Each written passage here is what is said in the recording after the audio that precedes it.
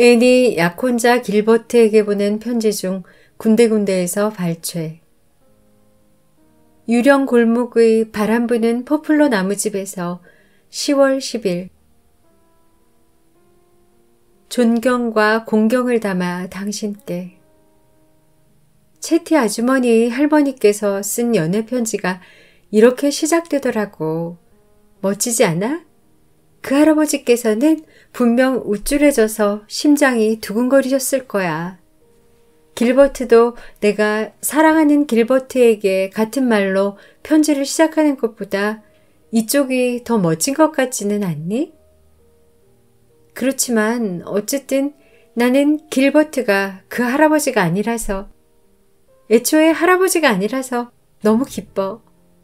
우리는 아직 젊고 앞으로 함께할 평생이 우리 앞에 펼쳐져 있다는 게 정말 멋져. 그렇지 않아? 그리고 여기서 몇 페이지가 빠져 있다. 앤의 펜이 너무 뾰족하거나 뭉툭하거나 녹이 슬지 않아서 연애 편지를 쓴 것이 분명하다. 나는 내 방에 있는 탑의 창가에 앉아서 창밖을 바라보고 있어. 호박색 하늘을 배경으로 나무들이 물결치고 있어. 그 너머로는 항구가 보여. 어젯밤 나는 혼자 아주 멋진 산책을 했어. 어디론가 가야만 했어. 어제 바람 부는 포플러 나무집 분위기가 조금 우울했거든. 채티 아주머니는 마음에 상처를 받아서 거실에서 울고 계셨어.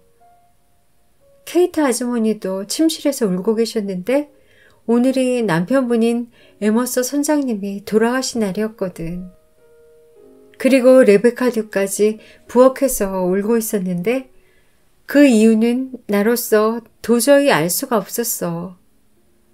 레베카 듀가 우는 건 지금까지 본 적이 없었거든.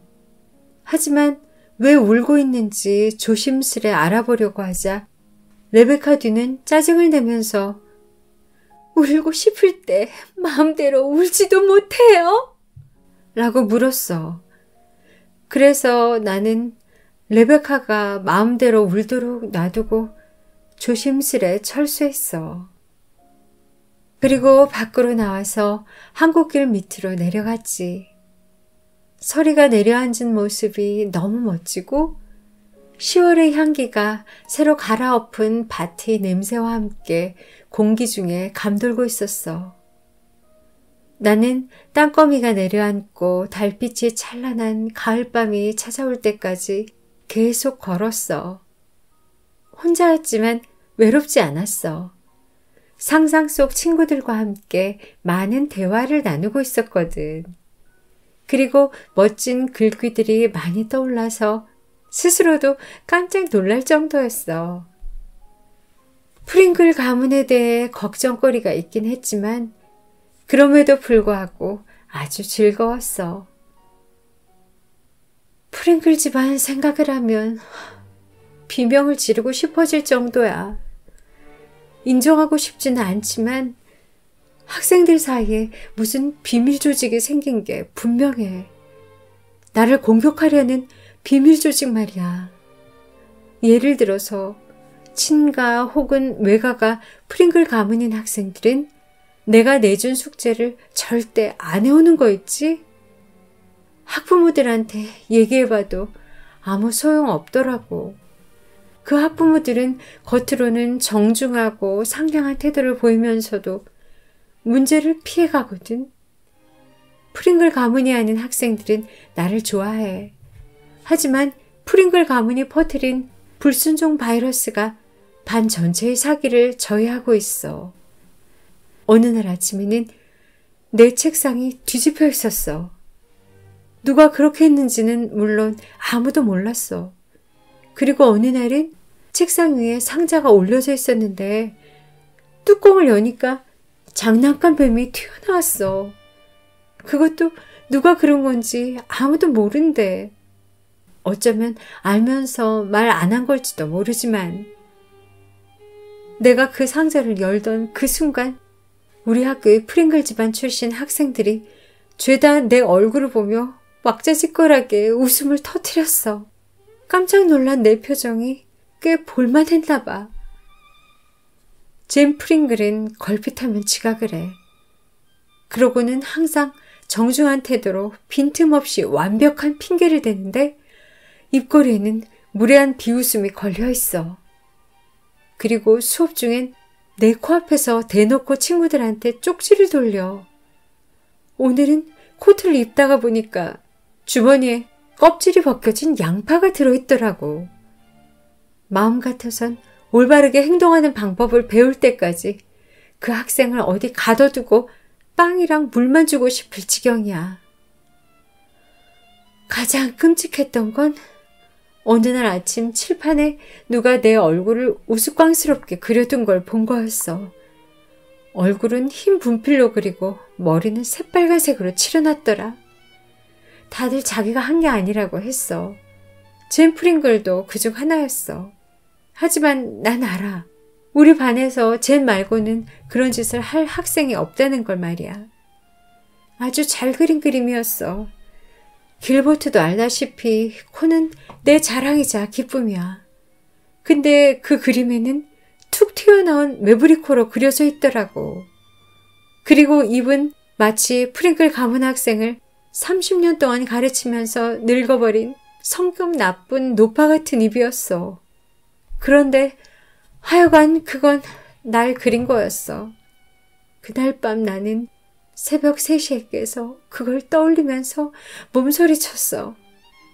밤에 문득 떠올라서 우리를 몸서리치게 하는 사건은 아주 극악무도한 사건인 경우는 거의 없는 것 같아.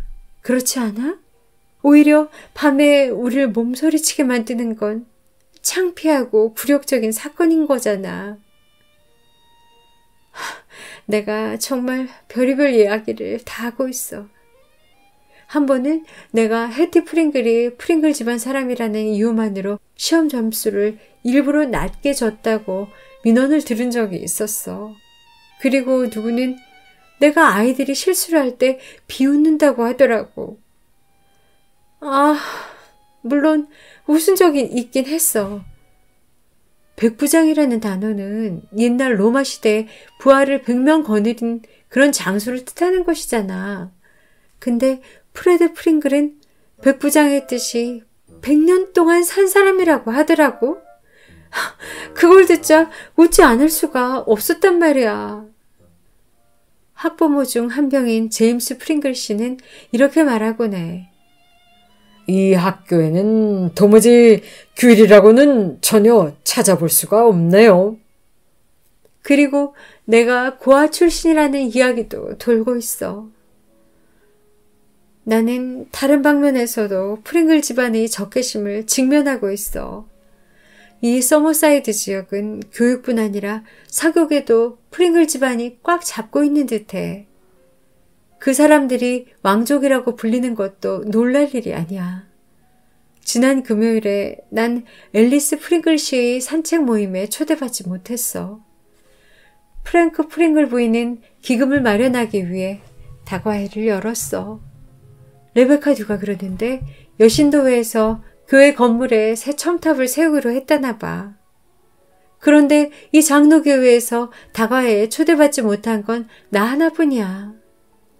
이번에 서머사이드에 새로 부임하신 목사님 사모님께서는 나한테 성가대에 들어오지 않겠냐고 물어보셨어. 그런데 그랬더니 프링글 가문 사람들이 만약에 내가 성가대에 들어오면 모두 성가대를 그만두겠다고 했다지 뭐야? 그러면 성가대에 아무도 남지 않아서 도무지 운영될 수가 없을 거야. 물론 학생들이랑 갈등을 겪은 교사가 나만 있는 건 아니야. 다른 선생님들이 나한테 자기 학생들을 올려보내면서 훈계 좀 해달라고 할 때도 있어. 훈계라는 단어만 들어도 지긋지긋해. 그런데 그중 절반은 프링글 가문 애들이야. 하지만 그 학생들에 대해 절대 불평하지는 않을 거야. 이틀 전에 나는 젠을 방과 후에 남겨서 이제껏 일부러 안 했던 것들을 하게 했어. 10분쯤 지나서 단풍나무집에서 온 마차가 학교 앞에 섰어. 그리고 앨런 할머니가 문 앞에 나타나셨어. 아름답게 차려입고 상냥한 미소를 짓고 있는 노부인이셨어. 우아한 검은색 레이스 장갑을 끼고 코가 높으셨는데 그 모습이 마치 1840년대 옷상자에서 갓 튀어나온 것 같이 보였어.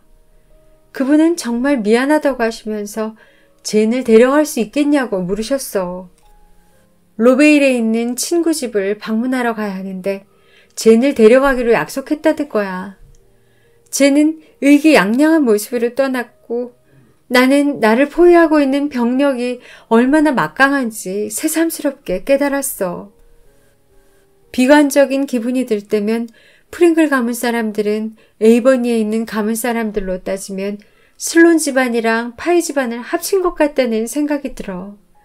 하지만 그건 사실이 아니야.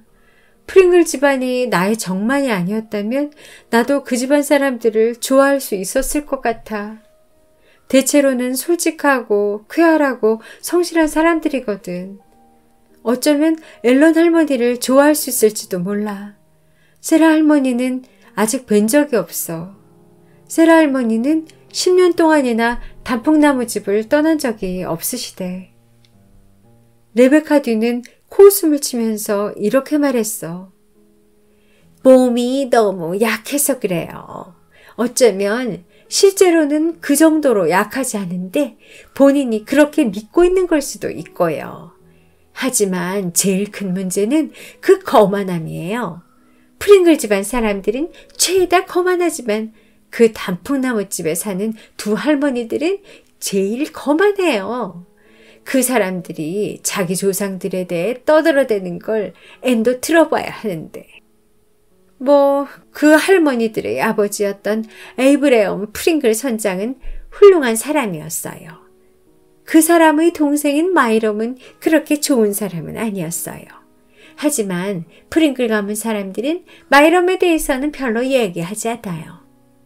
하여간 나는 앤이 프링글 가문 사람들 때문에 고생을 할까봐 걱정이에요. 그 사람들은 한번 편견을 가지면 절대 마음을 고쳐먹지 않는 인간들이거든요. 하지만 기운을 내요, 셜리 양. 용기를 잃으면 안 돼요. 채티 아주머니는 한숨을 쉬면서 이렇게 말씀하셨어. 앨런 할머니의 파운드 케이크 조리법을 배울 수 있으면 얼마나 좋을까요?